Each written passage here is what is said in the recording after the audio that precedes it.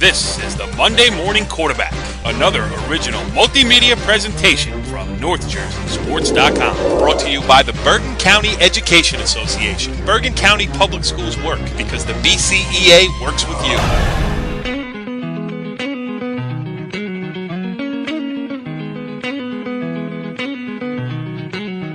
Back on the Monday Morning Quarterback, NorthJerseySports.com's original multimedia series talking all things North Jersey football. This is Season 1, Episode 9, the playoff edition, baby. The playoffs are here as they opened up across North Jersey on Friday night and Saturday afternoon. I am Corey Doviak, being joined by my co-host, Brandon Gregory. Brandon, what's going on? How you doing, Corey? I am doing well. I was at a football game. You were at two, which leads us to a couple of things that we will have on the show this week. Our Sounds of the Game segment. We'll have sounds that you got from Lodi's win in the opening round and also from Old Tappan's opening round win. We got plenty of audio there. I was at the Ramapo game against Garfield. I got an interview there, and I did one better. I asked head coach Drew Gibbs to join us on this week's show. He will do that.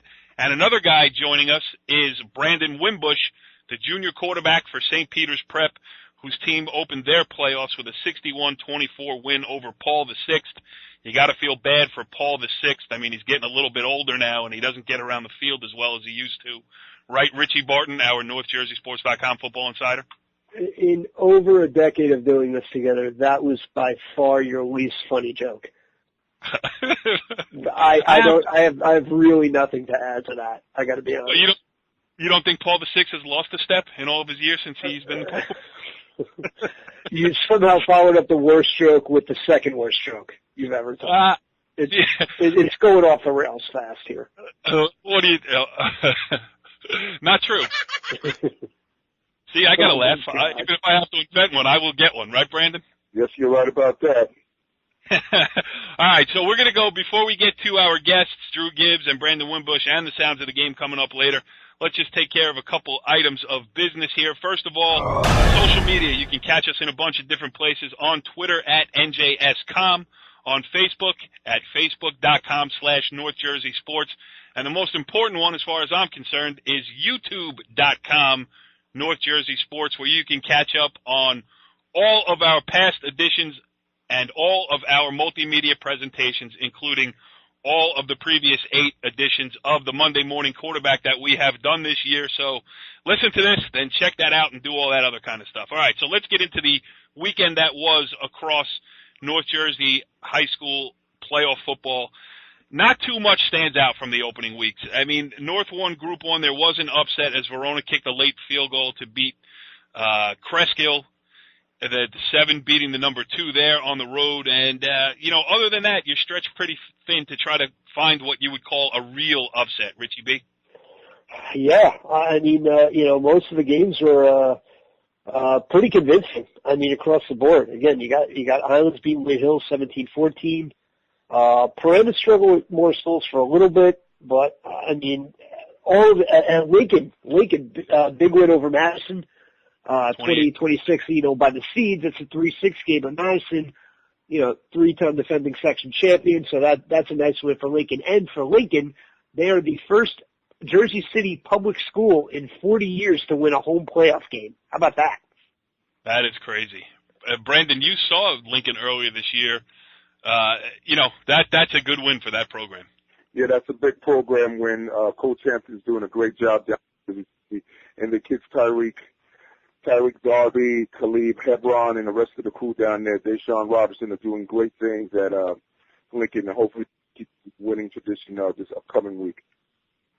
Yeah, I mean, I hope so too, because I picked them in the in our predictions for what's going to happen in this state tournament. And all my stuff is pretty much intact, except for the biggest upset ever to hit New Jersey high school football, as Palisades Park Leonia bowed out to Cranford. They gave it a good effort, but I don't know. It just bothers me. I can't help it, Richie B. It just bothers me. No, listen. Glen Ridge lost in the first round to Shabazz. It doesn't bother me that much. I got to tell you right now. But then again, sometimes when you pick with your heart instead of your head, I pick Shabazz. I pick Cranford. Just saying. if anybody is wondering what it sounds like when Palisades Park / Leonia loses a football game, and I read the score, here it is.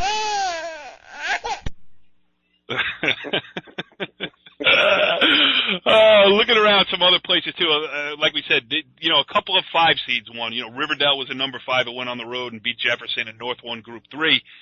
But, Riverdale winning a playoff football game and upset don't usually go in the same sentence, and the same goes for Union City, the number 5 seed, and won in North 1 Group 5.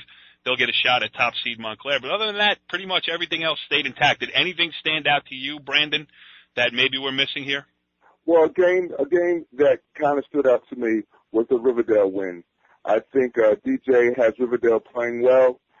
They match up against Marwar next week. I think that's going to be one of the better games that's going to be played in this area, and I think that's a game of interest that I'm really thinking about going to. I think the Marwar-Riverdale game is one of the prime-time games that is happening on the public side, besides, talking about, obviously, the Bosco Paramus Catholic game. That's a very good game as far as the Catholic school side of football is concerned. But on the public side, I think the Marwar, like I said, Marwar-Riverdale, is the game that I really would like to go to and see this upcoming week, Corey and Richie. Absolutely. And one more game that we should mention, it didn't happen in the playoffs, but it was a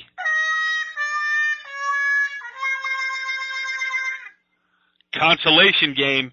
Saddlebrook 76, Wallington 56, in a game that I am so glad I didn't cover. It probably took about 17 hours to play, Richie. I'm very excited that I did not cover that game.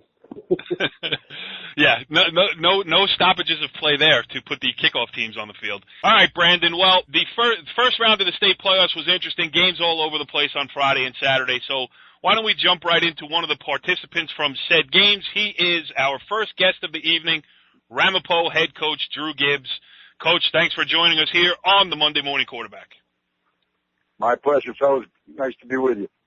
Yeah, and you got off to a good start. I mean, there was a bunch of in the playoffs, I should say. There was a bunch of stuff going on around the program. I mean, we had talked about it in the previous couple weeks here on the Monday Morning Quarterback about Ramapo, the defending state champion, having lost 3 straight games, heading into the playoffs. The interesting nugget that I picked up while covering you guys against Garfield was that the way you guys played against St. Joe's last week, albeit in a loss, that was the number 1 team in the state. Your kids played well, and if you really felt like, they got things rolling there, even if it didn't show up on the scoreboard. Absolutely. We'd come off 2 tough losses, and preparing for Joe's was, going to be a real challenge because they're very talented, and our kids, they really worked hard, and they showed up on game day against St. Joe's and played well. And I think they needed that to get some confidence back after not playing our best the 2 previous weeks. So I think we went into Garfield with a lot of confidence. Yeah, and it was weird for me being there on a Saturday afternoon covering a Ramapo home football game. That's a different sort of tact for you guys as well. I mean, was that weird? Maybe take your kids a couple minutes to get involved in the daylight. Well, we were fortunate to get a beautiful day, and the one thing about the playoffs is weather in late November, December is often much nicer on a Saturday afternoon than it is on a Friday night. We were coming off of a Saturday game against St. Joe's, and we kind of thought Sparta would be the team that would win in that game, and they're a Saturday afternoon team. So it made a lot of sense for us to play this game on a Saturday, just to stay in our routine of Saturday to Saturday to Saturday. Yep. All right, Brand, go ahead. Moving forward, big win over Garfield with all their athletes and so forth and so on. Now you play Sparta. You're going up to play Sparta up there. Pretty good team, normally well coached. They have a very good running back who scored 6 touchdowns against Inglewood. Now, what challenges besides the running back and their offense does Sparta bring to you this week, Coach?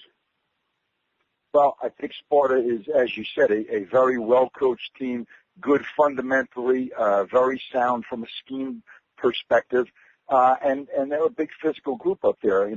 They've got a number of players back from last year's team in the state championship game. Their middle linebacker, May is his last name, number 4. He's just a real stud, real physical guy.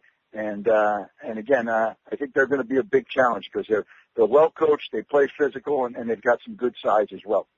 And they may have a little bit of a score to settle after a crazy state final last year won by your very own Green Raiders. How much does, high school football changes so much. You only get 4 years of the kids. The turnover is great year after year, but, that game was played. That game was a state tournament classic. How much of does what happened last year play into, maybe from your side, I don't know, you guys won, so that was good, but I'm sure Sparta's got some, press clippings on the old bulletin board wall about what happened to them last year. Well, I think for our team and for our program, what we take from that game is no matter what the circumstances are, you just got to keep playing. And, that game being down 19 at the half and then coming back and, going ahead, then falling behind, and then coming back to tie it and the late field goal. Again, I think the message that sent to our players and is carried over into this year is you got to play every play and you got to play for 4 quarters. And if you do that, and you're in a position to win the game at the end, you have every opportunity. How do you prepare for playing on a cow pasture? Good question.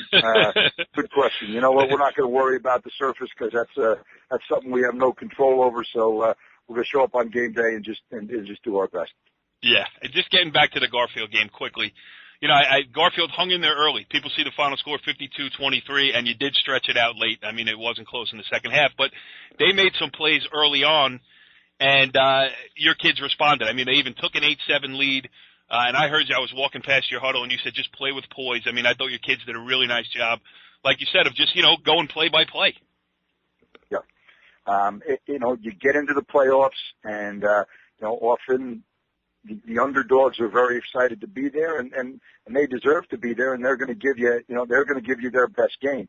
And I thought for our football team, it was just important to play for 4 quarters, and and not get too high if we got up early, and not get too concerned if it was close, and just continue to play and play. Garfield had some very good players. I think their quarterback did an excellent job. Some good receivers and a real good running back. So, we knew they were going to be a challenge for us, but we thought over the long haul, our tempo and our conditioning, because they had a lot of two-way players, might help us in the end. Yeah, and they were big up front too. I thought you guys did a good job of neutralizing that. Go ahead, Brandon. Yeah, with James Hogan, your offensive lineman, defensive lineman, Dan Conti, and also Connor Russo, they're your 3 captains on this year's team. What advantage have they brought to you as far as in the game that you played just the other day against Garfield with their own playoff experience, Coach? Yeah, I think, Jimmy's our only returning starter from last year's team, and he's done a solid job on both the offensive and defensive lines of just anchoring us and being a consistent guy every week and making the plays that we need him to make. Dan and Connor were both role players on last year's team, and they've stepped up into the leadership role very well this year. Dan is our center, communicating things up front that need to get communicated, and Connor's done an excellent job for us at safety, and over the last I'd say 5 or 6 weeks, really come into his own as a receiver, making a lot of key 3rd down plays and doing a great job running with the ball after the catch. One returning starter, that is crazy. And it's funny, too, because after the game, I was talking to Sean Doherty, your quarterback, who I'll ask you about in a second, and one of the other reporters asked him, what were you doing last year in general, and specifically in that Sparta game? He's like, I was on the sidelines handing out fake signals. So it's a different role that he is playing this year, and I don't know how he could have played it any better, the role of starting quarterback, than he did against Garfield. I mean, 5 touchdown passes in the first half, 16 of 25 on completions in the first half. Escaped a sack to get you the big touchdown that really broke the game open right before halftime, too. So he was a kid that we had on the show earlier in the year. He's obviously well-spoken. He seems pretty confident. Just talk about Sean Doherty real quick. Yeah, I think Sean has done an outstanding job for us. Brand new set of receivers, brand new running back, brand new quarterback. Only one returning starter on the offensive team, the left tackle.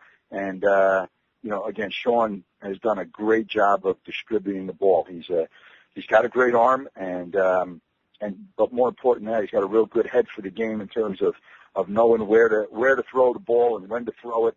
Earlier in the season, we went We went 98 yards with no timeouts and a minute and 32 left on the clock to win the Wayne Valley game. And, just showed tremendous poise, completed I think 3 balls on 4th down during that drive.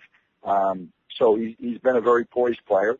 And he had a bump in the road during the middle of this season.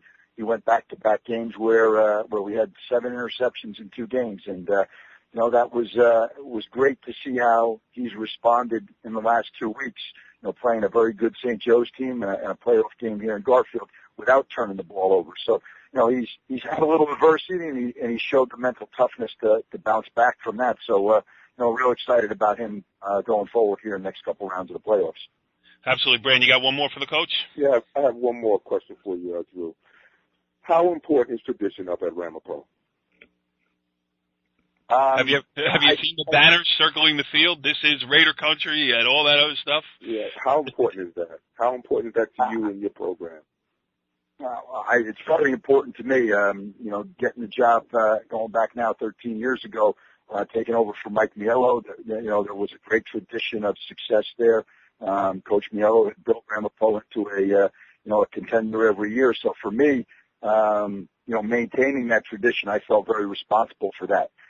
It's something we preach to our players year in and year out, that there's a legacy here, and they're going to create their legacy each and every season. And Ramapo football is important to a lot of people, so it's a responsibility I think our kids take very seriously each and every year. And there's a lot of interest from alumni. There's a lot of interest from people in our community. So I think that's one of the neat things about being the player at Ramapo is football is important, and there is a legacy, and there's a tradition, and there's a sense of responsibility that our kids understand each and every season. And this team has done an incredible job of leaving their mark and living up to that tradition. Again, with so many new players, first-year starters, their work ethic has just been outstanding, and it's shown in the way they've improved throughout the season, and I couldn't be more proud of this group and how they've written their chapter in the legacy and the tradition of Ramapo football.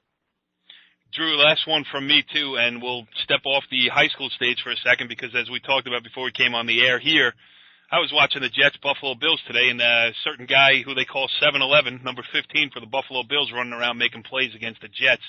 You also have Blake Costanzo in the National Football League. I mean, just talk about when you watch a Buffalo Bills game and you see your former player Chris Hogan running around, how does that make you feel?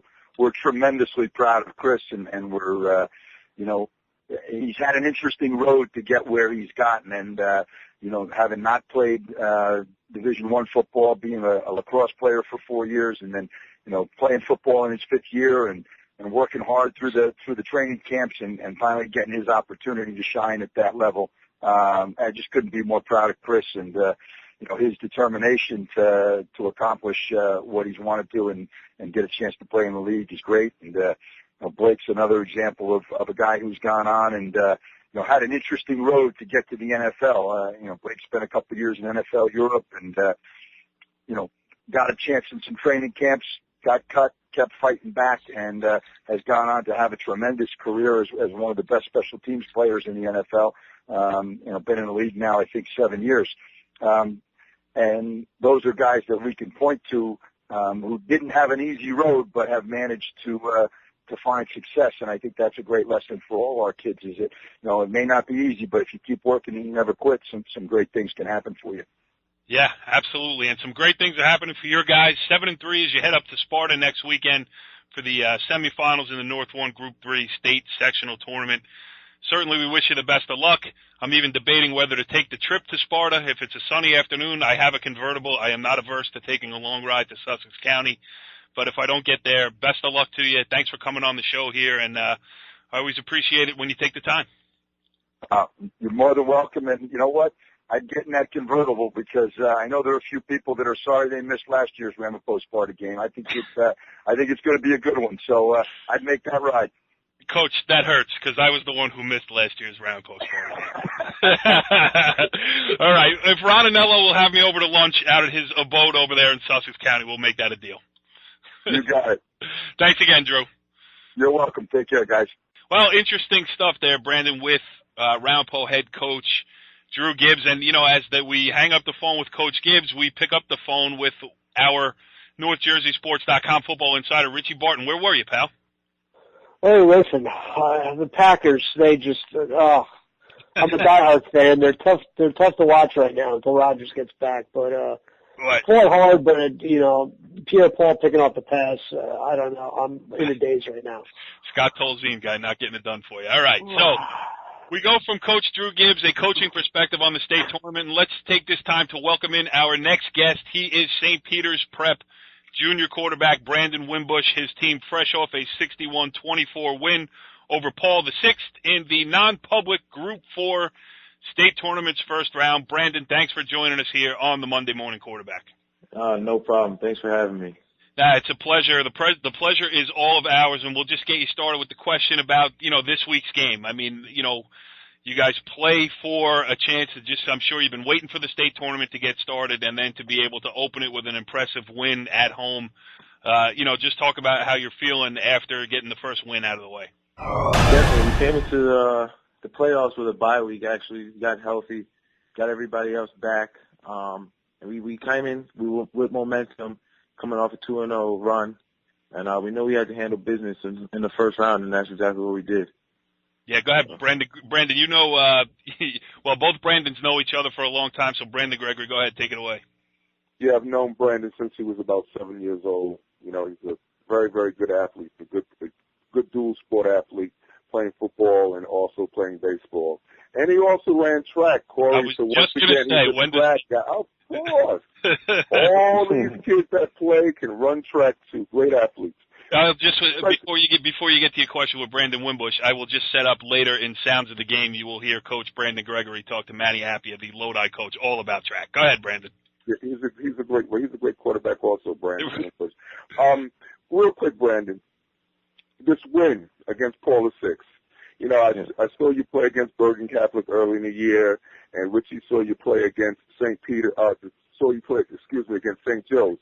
With those games in particular, the Bergen Catholic game you won, and then the St. Joe's game, you took kind of a beating in that game. How did those two particular games, with you winning Bergen Catholic and you losing St. Joe's, help you prepare for this game against Paul VI, Brandon? Yeah, Bergen Catholic is probably the best 2-8 team probably in the country, and the atmosphere there was my first time playing in any atmosphere like that. And it was great. And then the Joe's game, it was just diversity against our team. And we've hit a couple of strikes, I guess, so to say, this year, and that was definitely one of them. And we just look to come back after that and stay strong, and that's what we did this weekend, and we got the first win in the playoffs. So we're just going to look on to keep rolling on in the playoffs and beat anybody else who else is in our way. Brandon, go ahead. I'm going to jump in. Talk about your next opponent, St. Joe's Metuchen. St. Augustine Prep. St. Augustine. I'm sorry. Do you feel it's an advantage when you're playing, because every team you play, whether it's a Hudson County team or a Bergen Catholic, it's someone that you're so familiar with what they do. And when you play, a St. Augustine or a Paul VI, you really don't know too much about them. Do you feel like that helps you because, hey, we can only focus on what we do well? Yeah, it definitely helps us, but then at other times we take 10 hours a week just looking at film and just studying them and what their tendencies are. But it will help us to focus on ourselves more this week in practice, and that's what we have been doing, and it has our advantages and our faults at the same time. Go ahead, Brandon. Right now, like I said, we're talking about your next opponent. What do you think? What problems have you seen on film that they present, and what issues do they bring up to you on the defensive side of the ball that you're going to need to address? Give me as much as you can that Coach Henson would allow you to say, Brandon. Yeah, definitely. They're a disciplined team on defense. I saw that. They're not the most athletic, but like I said, they're disciplined, well coached. So we just have to execute, play smart, and do what we do. And our playmakers will make plays. And on the offensive side of the ball, I see that they have a great running back in there. So our defense got to step it up a little bit in this next couple of weeks, and we'll be fine. You know, Brandon, you guys are at the bottom of the bracket. You're the number 2 seed, and you got the Bergen County parochial powers at the top. You got Paramus Catholic as the 1, Don Bosco as the 4. Those two are going to face off this next week coming up in the semifinals. And you guys get to fly a little bit under the radar. I mean, St. Augustine Prep is in the middle of nowhere down in Vineland. I'm sure they're not going to bring a healthy contingent. You know, how many people are going to make that trip? Or so, do you like this, or would you rather be in that maybe marquee bracket where you go through a Bosco and through a Paramus Catholic to try to win a state championship, or is it better you only got to beat one of them? Definitely, but like we were talking about this early in the week after the game this weekend, that Paul VI wasn't the first round team. You know what I mean? They were tough. They weren't a bad team, and we came in with the wrong mindset that they were just going to roll over to us, and but they really didn't. So that woke us up for the playoffs, for us to the playoff run. And we know we have to stay on our A game to get past this week, St. Augustine. And they're not gonna roll over either. They have something to prove, and they want to get to MetLife just like we do. So we're gonna have to play our A game, and that's what we're gonna do. The best nickname in all of high school sports in New Jersey is the St. Augustine Hermits. Go ahead, Brandon. Real quick, you know, besides the game that you're getting ready to play, you have some pretty solid offers from schools that have been looking at you. You have solid scholarship offers from the University of Virginia, Maryland, Vanderbilt, Miami, the Ohio State, Temple, UConn, and Rutgers. Now, with that being said, you know, with these scholarships that have been presented to you, has that deterred or taken away from what you have to do present date and time, Brandon? No, I don't let that get to my head at all. Actually, I especially during the season, I'm working on getting my team to MetLife, and that's all our goals. We all have the same goal on our team, and so we share that one goal, and we're all working to get there. And nobody cares about stars next to their name. Nobody cares about schools that have offered them or anything like that. So we're all similar in that case, and we all look forward to the same thing.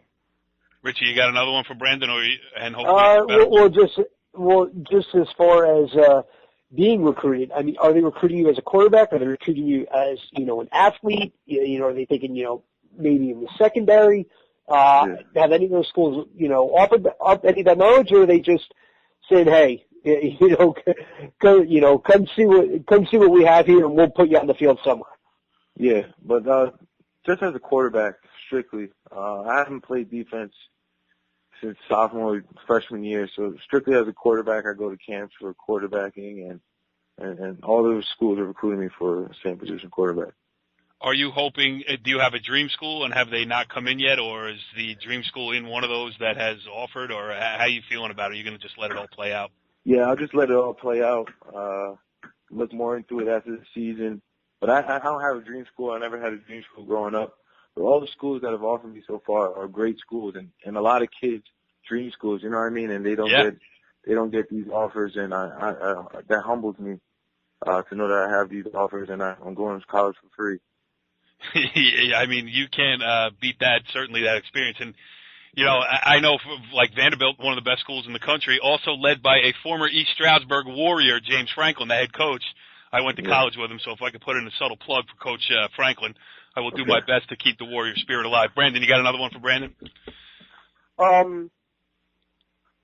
With the game coming up, and you potentially, you know, I will call you a favorite to win the St. Aug's game. Now, like Corey had said, on the other side, there's Paramus Catholic and Don Bosco. You've had an opportunity to see both of them play.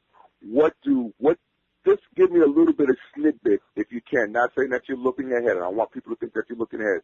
What challenges would each one of those teams bring to you? First, a little bit about Don Bosco, and then comment about Paramus Catholic to close it out, Brandon. If you were to beat St. Augustine. Yeah, Bosco has probably one of the greatest coaches in the country ever, in Cole, and he finds a way how to win. He finds a way to win any game. Paramus Catholic hasn't beat them since last year, right? If I'm correct. Yep. But all the athletes that PC has, they find a way, and every time they play together, it's always a great game. And but I know Bosco started off weak this year with a couple injuries, and they got all the guys back, so they're on a roll right now. And it would be awesome just to see this game right now. It certainly would be awesome, and whatever happens in that bracket is going to be a fun time in MetLife Stadium. We certainly hope that St. Peter's, especially because St. Augustine is not in our coverage area, so we ain't rooting for them.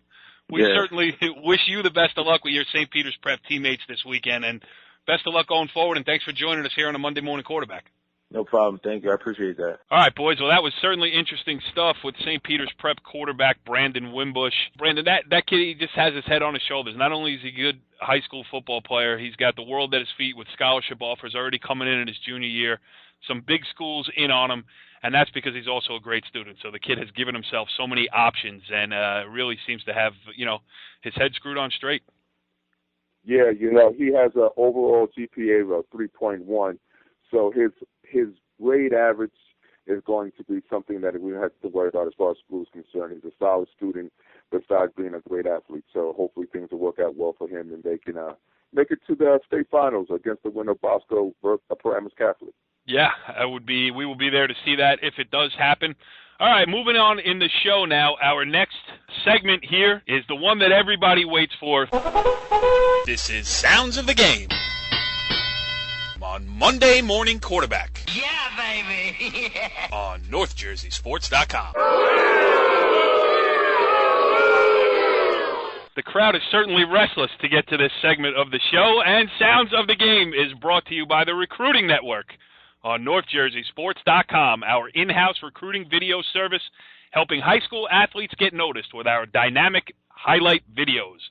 Don't get left behind. Stay playing with the Recruiting Network on NorthJerseySports.com. Brandon, how'd you like that little piece of production?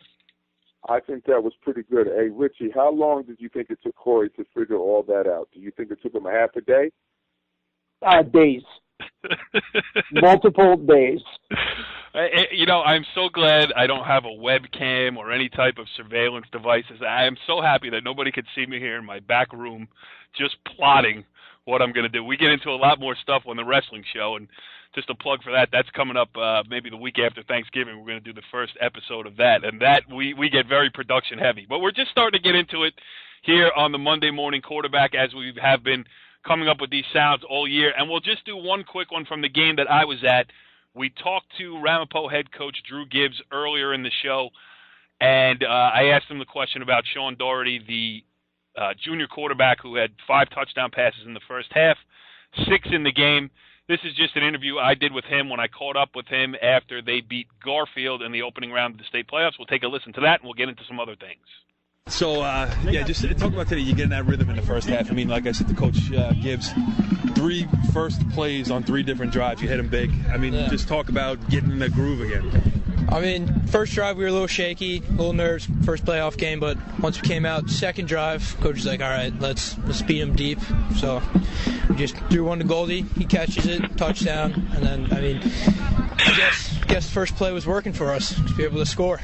How about, they were busting your balls a little bit about shaking off the tackle and throwing that touchdown pass. That was a big play because that was the one that really put the nail in their coffin. Yeah, I mean, I had no idea I could do that, but I mean, kid gave me the opportunity to slip out, and I see Russo on the back going like this, so I just fired in. How important, like Coach said to you guys, even though you didn't win last week, you played well last week against the number 1 team in the state. I mean, how much did you guys take that confidence, even if it didn't show up on the scoreboard? Oh, that was definitely a huge confidence boost for us because we had 2 tough losses, but we knew we were going into a game against the number 1 team in the state, but we still wanted to do a good showing, and that's exactly what we did. So it helped us out. And how about you playing against that speed of that game? I mean, that's as fast as it gets in North Jersey high school football. Definitely does. I mean, they got some big linemen. I had to make my reads quickly, get it out, and my line definitely helped. They were able to hold them up just a couple times. How about going forward now? Half the teams in the state lost yesterday and today. You guys are in the other half that's still going on. I mean, just talk about this playoff run and what you're trying to accomplish here. We have a list of goals in our locker room, and number 4 means win a state championship, and that's been the ultimate goal the whole season. Now that we're one step closer, we're just going to keep pounding away. Great week of practice, play. I guess I have some editing to do in that I didn't realize I asked that question. So anyway, I might leave it. This is the internet, baby. I was there in Franklin Lakes. Brandon, you had a full weekend. Friday night, you were at Old Tappan's win over. Well, you take us through it. Well, I was at Friday night's win over Randolph. Old Tappan did a great job on both sides of the ball. They held,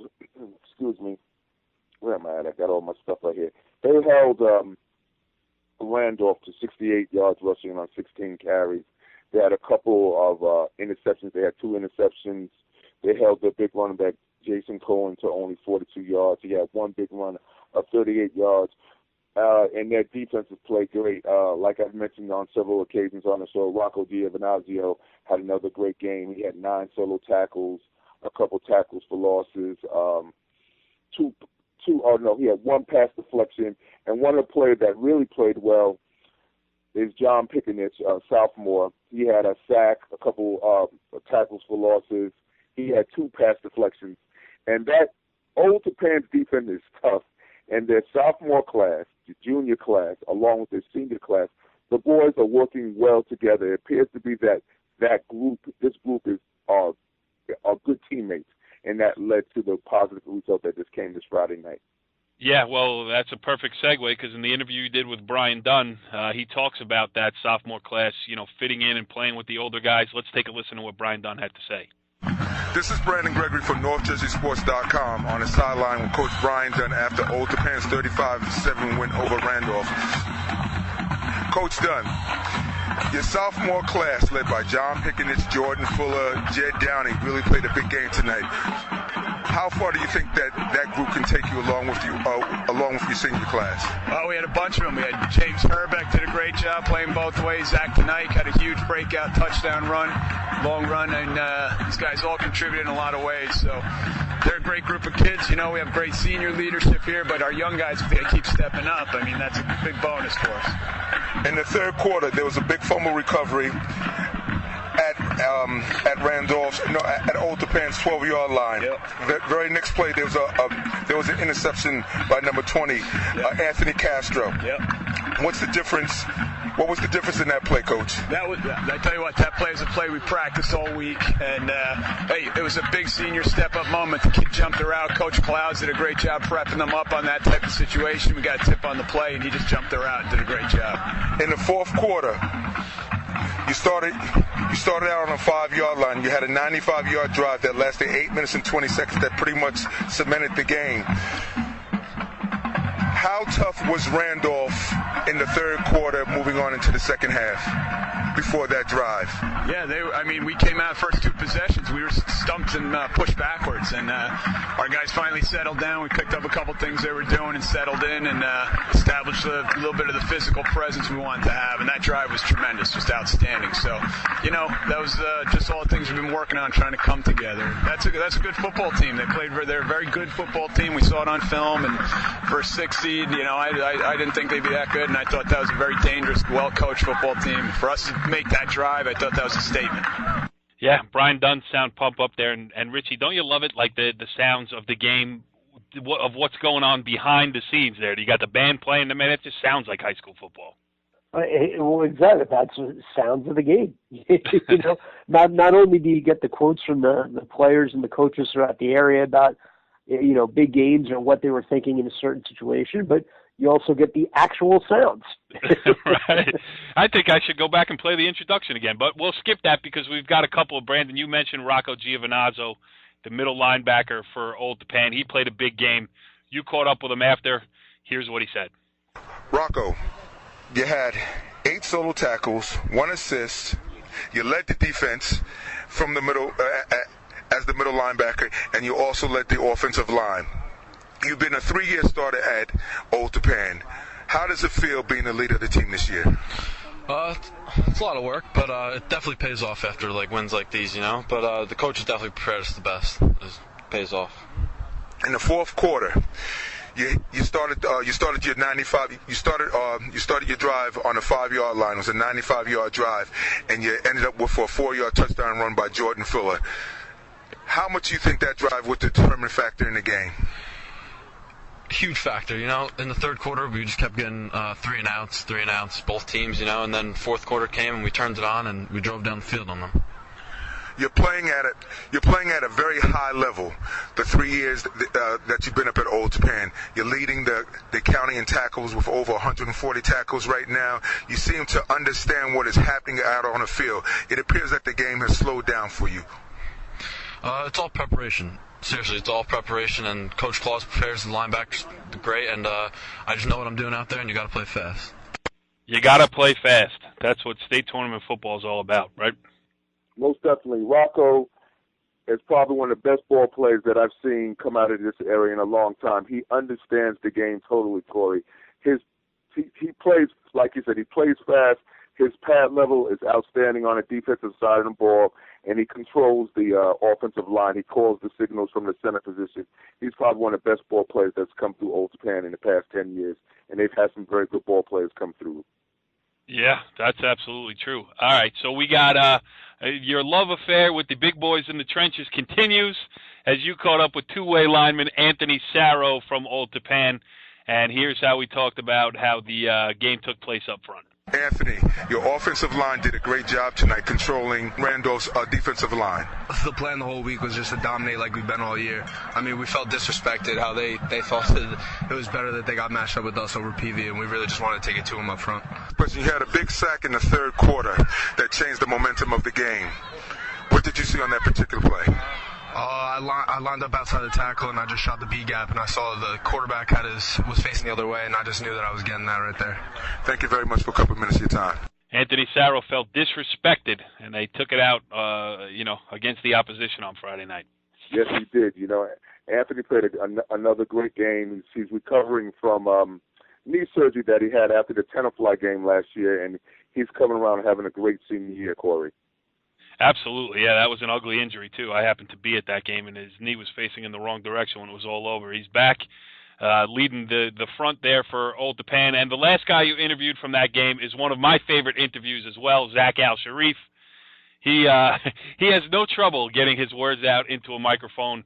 He had a touchdown rushing, a touchdown catch, and he talks all about it after the game. Zach, you had 20 carries for 84 yards and 1 touchdown. You had 2 catches for 40 yards and 1 touchdown. On your touchdown pass, what was that play that was run on the 35-yard touchdown? So that was right after the block punt. So right after a block punt, you look for the big play, and we ran a fake jet to Jordan. The safety just sucked up, and I was wide open in the end zone. Christian runs through me a beautiful ball. She caught it. In the third quarter, the score was 21-7. Both defenses played a tough third quarter. What was the difference in the fourth quarter? The biggest play of the game, I said, was Anthony Crasso's interception. Right after that fumble we gave up, we gave it to him inside our 20. And Crasso just jumped the route and picked it, and we just took it down the field right after that. We scored 2 touchdowns, and then it was over after that. That was play of the game. Play of the game, and that's it for the Old Tappan win. They move on to the state sectional semifinals in North 1 Group 4, where as the number 3 seed, they will visit Paramus on Friday night. A good win for Old Tappan. And Brandon, you were part of the coaching staff last year, and how about just watching these kids do what they've done? Well, watching that team play, it's probably one of the most enjoyable things I get a chance to do is watching them play at Old Tappan. They do a good job. Brian Dunn, Peter Dunn, and all the other coaches there, the kids are prepared. When you watch an Old Tappan team, you're never going to have to worry about them not knowing what 2 other teams to expect. And Paramus is going to be a battle. They played a couple classics. A couple years ago, the Devin Fuller, John Robinson game, 63 to 56, one of the best games ever played, I think, in the North Jersey area. And then the playoff game again last year with the option pass that changed the game with Paramus and Old Tappan. So, if whoever watches that game or covers that game, you're going to see something special because Dan Sabella coach team and a Brian Dunn coach team, there's going to be good football played on that day. All right, that takes care of the Old Tappan game from Friday night. Now moving on to Saturday. Brandon, you were at Lodi's 46-21 win over Hanover Park in the North 2 Group 2 state sectional tournament. Lodi is the number 4, and they earned themselves a shot at number 1 seeded Caldwell in the semifinals coming up this week. But just talk about Lodi real fast. I mean, again, big across the front and fast in the skill positions. They opened the state tournament in grand fashion for them. Yeah, just like you said, I was going to say physical and fast. You beat me to the punch, but that's what they definitely are, the physical and fast. Obviously, with their quarterback play with Emmanuel Apaya, he played a great game. Several players scored. Jason Asir scored. Keyshawn Flowers scored. David Acevedo scored. Tommy, I can't say his last name. Pronounce it. Go ahead, Richie. Podachak, baby. Tommy Podachak, right? How do you say it? Podachak. Tommy Podachak scored. He played another great game. And, you know, they're playing at a very, very high level right now. Good team. The only concern I have about Lodi is they don't put the ball on the ground. Caldwell's going to have a tough time beating them because they're big and physical up front. Their offensive line is so strong, and the kids, as the game goes on, they just wear their opponent out. They had 466 yards. No, excuse me. They had 378 yards on the ground, and they had a total in the game of 466 total yards. And when you're able to do that, that makes you, when you can gain over 300 yards rushing, it makes the game easy. They've been averaging 331 yards of rushing this year, so they went over that amount in the game against Hanover Park, and you could just see them just beating them down as the game wore on, Corey and Richie. Yeah, and as you know, it also helps you control the clock. It gives less possessions to the opposition. And Brandon, listen to this. That was me beating you to the punch. Most definitely. And they punch you very, very hard, and they don't mind running right at you. Yeah, so you caught up with Lodi head coach Pat Tirico after the game, and here's what he had to say. How important is it, you started off the game with a touchdown drive, how important is it to start the game off knowing that your team could score? Well, all year we've scored on the first drive in every game, and you know, we never brought it up, never said it to anybody, but, you know, after today and punching it in the first drive, it's always great to score. We got a lot of different ways to score, and the defense did a great job for us. I haven't seen you guys in a few weeks. I appreciate that. Your offensive line and defensive line has been dominant all year long, Coach. And what is the difference with having a dominant O-line and D-line at the high school level? Well, nothing's changed. Even from the days I played, I mean, the offensive defensive line is going to win the ball game for you. You control that part of the game, you control the game. And like you said, we've been doing that offensively and defensively. Your secondary, led by Kayshawn Flower and Jesse Asir, have played at a very high level this year. You're able to go one-on-one with them. How much of a difference was that with your development as far as your defensive schemes? Well, the great part about that is Keyshawn is the kind of boy that can come out and play outside linebacker and then can drop back and play safety, and that's the kind of kid you need to make a change on the field. You know, otherwise you're calling a nickel or you're calling a regular defense, but he's the kind of kid that can make it both ways for you. And Jesse's just pure speed out there in a great cover corner. Last question. With Emmanuel and Tommy leading the way with your passing game and your running game, you're able to do a lot of different things. How much have they come from the beginning of the year to present date in time, Coach? They've just been go-to people. It seems if one makes a play, he gets a rest, the other guy gets a chance, and they've been covering each other's butt all year long that way and making a big play. And he's a better runner, and Manny now, he reads that offense very well. He does a great job with the pistol read, and he's not selfish, he reads it. Richie, did you hear the way he sidestepped? He used Manny and Tommy instead of their last names. Yeah, that's right. Well done there, Brandon. I'm going to start calling them E.T. Extraterrestrial. So they're just that fantastic. E.T. I think that's what I'm going to name them. Yeah, absolutely. Manny Appia is doing a great job as the quarterback. Obviously, he's a run first, and I know, Brandon, he's a track guy. Of course, that came up in the interview you did with him after the game. Let's take a listen to that. This is Brandon Gregory from NorthJerseySports.com on the sideline with number 2, Emmanuel Appa, after Lodi's 46-21 win over Hanover Park.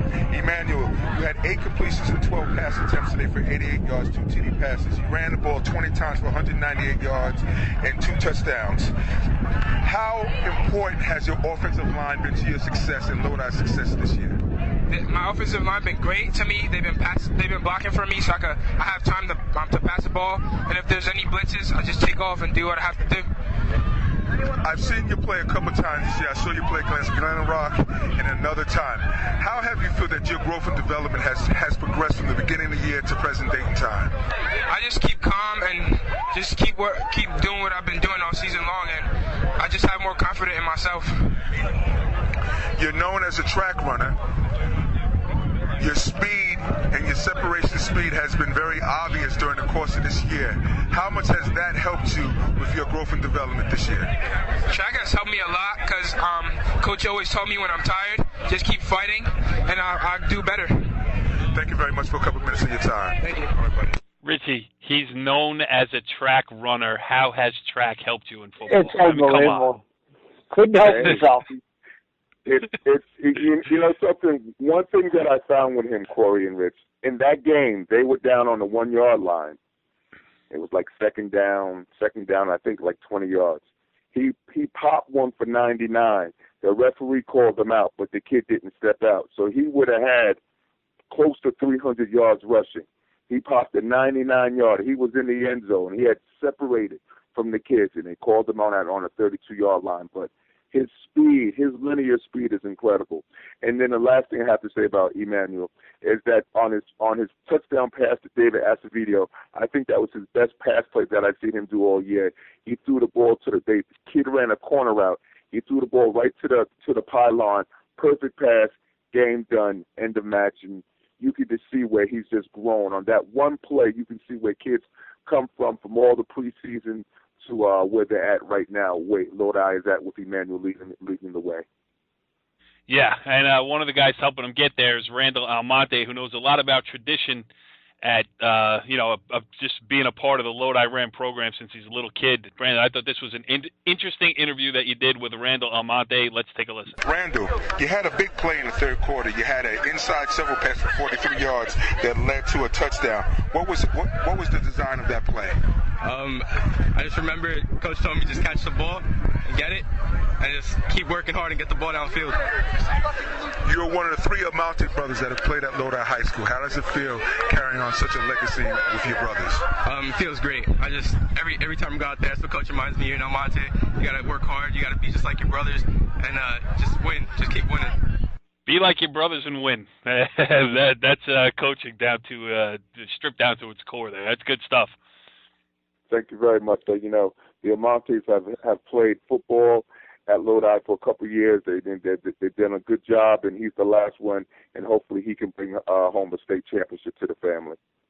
Yes, and our last clip of the night, and I saved it for last, is Brian Roth, and the reasons are, Brandon, because, again, you get the big boys involved with these interviews here at the end of the games. I'm sure they appreciate it, and they offer great perspective. And then at the end of the clip, as we were talking, this is Sounds of the Game. The sounds of the game at the end of this clip are outstanding. So let's take a listen to what Brian Roth had to say. This is Brandon Gregory from NorthJerseySports.com on the sideline with number 77, Brian Roth, after Lodi's dominating 46-21 win over Hanover Park. Brian, I had you down for a couple tackles, a couple assists, 2 deflection on passes, and that big INT. How do you feel after that play? I felt great. I read the screen and I reacted to it, and I thought I was going to take it all the way, but I got wrapped up from the back. Your offensive line, you ran for over 250 yards. Emmanuel Apa and Tommy Pozak have led Lodi with a dominant running game this year. How does it feel having those 2 guys back there with you? It feels great. That's our job. We block our best and they run their best, and that's how we're gonna win. We're gonna keep doing that. Sirens, screaming, everything else. High school football in a nutshell there. On Season 1, Episode 9 of the Monday Morning Quarterback, we are out of content for this weekend, but we got more to get next weekend as the playoffs roll on into the semifinal round. So that's it this week. Richie B., good job. Thank you very much, sir. Brandon Gregory, outstanding job. I appreciate that, buddy. Yeah, we haven't decided where we are going next weekend, but we will certainly break it up. We got more football in the pipeline coming at you, and then as these other sports end their seasons, football will take center stage here on NorthJerseySports.com for the final weeks of the fall season. We are certainly looking forward to it, and we will catch you next week here on the Monday Morning Quarterback. Follow the leader.